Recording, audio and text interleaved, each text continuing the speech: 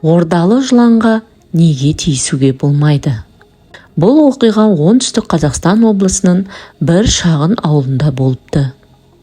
Отау құрғандарына небәрі 5-6 жыл болған, Дәурен мен Айсұлудың ауылға қоныс аударғандарына аз ғана уақыт болатын. Дәурен тұла бойым тұңғышым, артынан ерген тұяғым деп ұлының атын Ізбасар қойды. Ал одан 2 жасқа кіші қыздың есімі Ләйлә. Жан жары Айсұлудың төркіні қалада тұрады.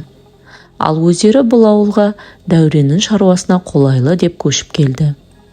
Сатып алған үйлері тәп-тәуір.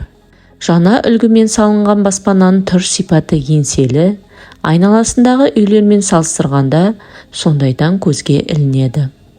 Күн артынан күндер өтіп, жұбайлар бақытты өмір сүріп жатты. Дәурен күні бойы жұмыста, ал әйелі Айсұлу шаңырақта бала тәрбиесімен айналысатын. Айсұлу үйде жүргенде сәл тыныштық орнай қалса, әлде бір заттардың тысырынан селк ете түседі. Алғашында үй жиһаздарын тысыры шығар деп, Айсұлу ештеңеге аса мән берген жоқ. Түн түндігі түріліп, тыныштық орнаған кезде де Айсұлу әлдекім еденді жайбарақат басып, әрлі-берлі жүрген секілді дыбыстардан оянып кетіп жүрді. Құлағын салып тыңдай қалса, әлгіндегідей дыбыс жоғалып кетеді. Бірде ол таң ата мынандай оқиғаға тап болды.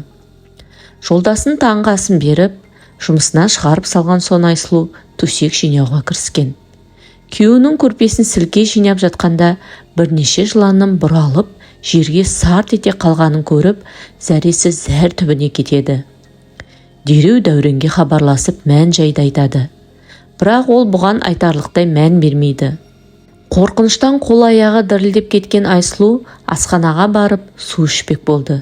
Дереу асханаға жүгіріп келіп, ыдыстағы суға еңкейе бергенде, еденмен жорғалай жүріп, ас үй жиһазының артына қарай кіріп бара жатқанын аңғарады. Сол күні Айсұлудың ештеңеге қолы бармады. Құдды бүкіл заттың арасынан жылан шыға келетіндей қорқыныш сезімі пайда болды. Кешқұрым Дәурен жұмыстан келген соң, оқиғаның барлығын жолдасына бүге-шүгесіне дейін айтып берді. Дәурен жатын бөлмедегі төсек орнының айналасы, асты-үстін, барлық бөлмелерді түгелдей тінтіп шықты. Бірақ ешқандай жылан ізін байқамады.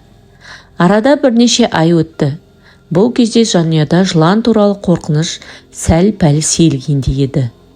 Айсұлу әдеттегідей үй ішінде анау-мынау тіршіліктермен айналысып жүрген. Сәл дамылдамақ болып, жатын бөлмедегі кереуетке отыра кетті. Көзі ілініп кеткен екен. Түсінде жұмсақ құмның үстінде жалаң аяғымен олай да бұлай балаша ойнап жүгіріп жүр екен. Кенет селк етіп оянып кетсе, қос аяғын үстімен бір жылан сусылдап өтіп бара жатыр. Айсұлу ойбай деп ышқына айқайлап, аяғын сілкіп қалғанда жылан ұшып түсіп жоқ болды.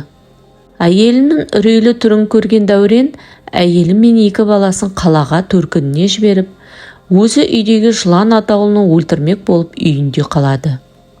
Ертеңіне жұмысқа бармай жыландардың жарыққа шығуын күтіп отырады. Кенет теледидар қоятын үстелдің артқы жағынан басы қылтия шығып еденмен бойлай жорғалаған жыланды көріп, қолындағы балтасымен 5 бөліп тастайды. Осылайша көзіне көрінген жыланның бәрін балталай берді. Бірақ Дәурен мұнша жыланның үйге қалай кіріп, олардың қай жақтан шығып жатқанын ұққан жоқ.